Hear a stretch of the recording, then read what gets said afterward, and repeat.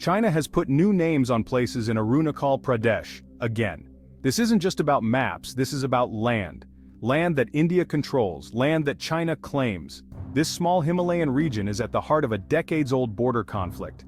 It's a conflict with no easy answers and potentially very dangerous outcomes. Why does this remote area matter so much? To understand, we need to go back in time. The seeds of this dispute were sown during the British Raj. The British, in their quest to expand and consolidate their empire, often drew borders that were vague and ill-defined. These borders were not just lines on a map, but were meant to serve as buffers against other colonial powers and local kingdoms. The border between India and Tibet was one such example, never fully demarcated, leaving room for future conflicts. The British conducted numerous surveys and expeditions in the Himalayas, but the rugged terrain and harsh weather conditions made it difficult to establish a clear boundary.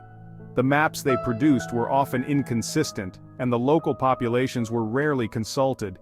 This lack of clarity laid the groundwork for future disputes. When India gained independence in 1947, it inherited not just the land, but also the unresolved issues left behind by the British. The new Indian government, led by Prime Minister Jawaharlal Nehru, was immediately faced with the challenge of defining its borders. This task was complicated by the fact that neighboring countries, including China, had their own territorial ambitions. Around the same time, China was undergoing its own transformation. The Chinese Revolution culminated in the establishment of the People's Republic of China in 1949, under the leadership of Mao Zedong.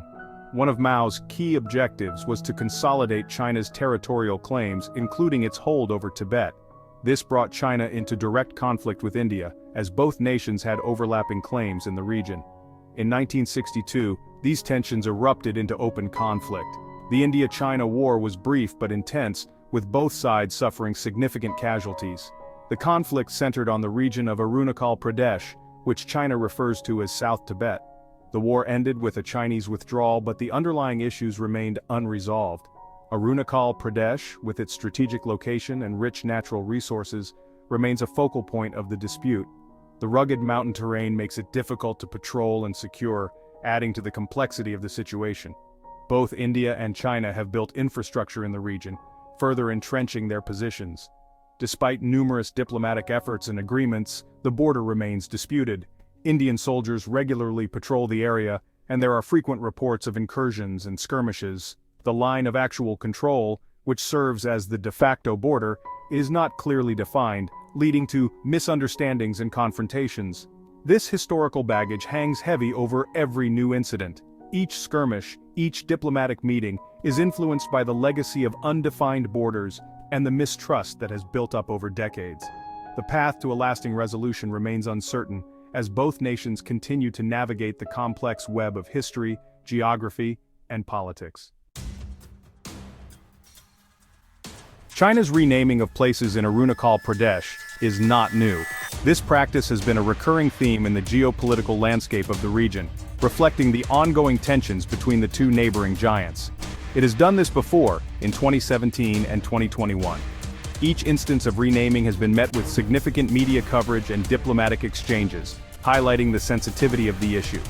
Each time the message is clear: China rejects India's claim to the region. The renaming of places is not just a symbolic act but a strategic move to reinforce its stance on the territorial dispute. These actions are part of a broader Chinese strategy to assert its territorial claims.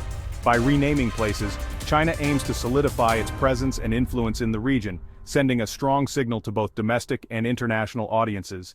India has reacted sharply, calling the renaming invalid.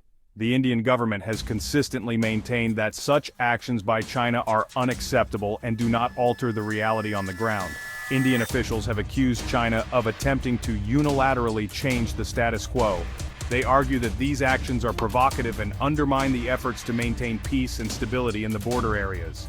The Indian Ministry of External Affairs stated that Arunachal Pradesh has been and will always be an integral part of India. This firm stance reflects India's unwavering commitment to its territorial integrity and sovereignty. The international community has also been closely watching the developments. The border dispute between India and China is not just a bilateral issue, but has broader implications for regional security and stability. Experts believe that the renaming of places is part of China's long-term strategy to assert its claims and challenge India's position. The region of Arunachal Pradesh holds significant strategic importance, and control over it can influence the balance of power in the region. For the people of Arunachal Pradesh, the region is not just a piece of land but a part of their identity and heritage. The local communities have a deep connection to their land, and any attempt to alter its status is met with strong resistance. Despite the tensions, both India and China have engaged in diplomatic talks to resolve the issue. However, the path to a peaceful resolution remains complex and challenging, with both sides holding firm to their positions. The world watches as the two nations navigate this intricate and sensitive issue. The outcome of this dispute will not only shape the future of India-China relations, but also impact the broader geopolitical landscape in Asia. As the situation continues to evolve, the hope remains that dialogue and diplomacy will prevail, leading to a peaceful and mutually acceptable resolution for both nations.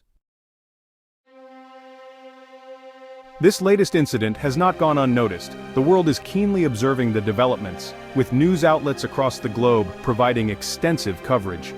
The regions of India and China are highlighted, indicating the areas of concern and interest. The international media is abuzz with discussions, analyses, and speculations about the potential outcomes of this situation. The international community is watching closely, concerned about the potential for escalation. At the United Nations, delegates from various countries are engaged in intense discussions, trying to understand the implications of this incident. The global news coverage reflects the gravity of the situation, with experts weighing in on the possible geopolitical ramifications. Some countries have expressed support for India's position, recognizing the complexities and historical context of the dispute. Indian officials have been actively engaging with international leaders, explaining their stance and seeking diplomatic support. Press conferences and meetings are being held to ensure that India's perspective is well represented on the global stage, while others have remained neutral. Many countries are adopting a wait-and-see approach, preferring not to take sides in this delicate situation. Neutral diplomats are seen in meeting rooms discussing the issue without committing to any particular stance. International conferences are filled with delegates who are carefully navigating the diplomatic waters, trying to maintain a balanced position. The United States, for example, has called for a peaceful resolution through dialogue. American officials have been vocal about the need for both India and China to engage in constructive talks to de-escalate the situation. Press conferences at the State Department emphasize the importance of diplomacy and peaceful negotiations, urging both sides to find a mutually acceptable solution. The dispute has also become entangled in the wider geopolitical rivalry between India and China. This rivalry is not just about territorial claims, but also about influence and power in the region. News coverage highlights the long-standing tensions between the two nations, with analysts discussing how this incident fits into the broader context of their competition. Both countries are rising powers, competing for influence in Asia and beyond. Their economic growth and strategic ambitions have made them key players on the global stage. Diplomatic meetings and economic summits often see India and China vying for leadership and influence, each trying to assert its dominance in the region. The border dispute is a flashpoint in this rivalry, with both nations maintaining a strong military presence in the disputed areas. Border patrols in regions like Arunachal Pradesh are a constant reminder of the unresolved tensions. The disputed territory is a symbol of the larger struggle for control and influence between these two rising powers. And any escalation could have significant consequences for the region and the world. Analysts are deeply concerned about the potential for this dispute to spiral into a larger conflict, affecting not just the immediate region, but also global stability. Diplomatic responses from various countries indicate the high stakes involved, with everyone hoping for a peaceful resolution to avoid further complications. The situation in Arunachal Pradesh is a reminder of the fragility of peace. The 1962 war casts a long shadow. Both India and China have significantly modernized their militaries since then. The risk of miscalculation or accident is real. Neither side wants war, but neither seems willing to back down. This raises the question, is there a path to a peaceful resolution, or are we condemned to repeat the mistakes of the past? While maps and names grab headlines, the real impact is felt by the people of Arunachal Pradesh. They live with the uncertainty of the border dispute every day. Development in the region is hampered by the lack of a clear resolution. The Indian government has stepped up infrastructure development in recent years, building roads, bridges, and airports. This is partly to improve the lives of the local population and partly to strengthen India's strategic position in the region. Despite the tensions, both India and China recognize the need for dialogue. The two countries have held numerous rounds of talks over the years, but progress has been slow. The core issue remains the same: China's claim to Arunachal Pradesh. Finding a solution that is acceptable to both sides will require compromise and creativity. It will also require political will from the highest levels of government in both Beijing and Delhi. China's renaming of places in Arunachal Pradesh is a symbolic act, but it carries real weight. It is a way for China to assert its claim to the region without firing a shot.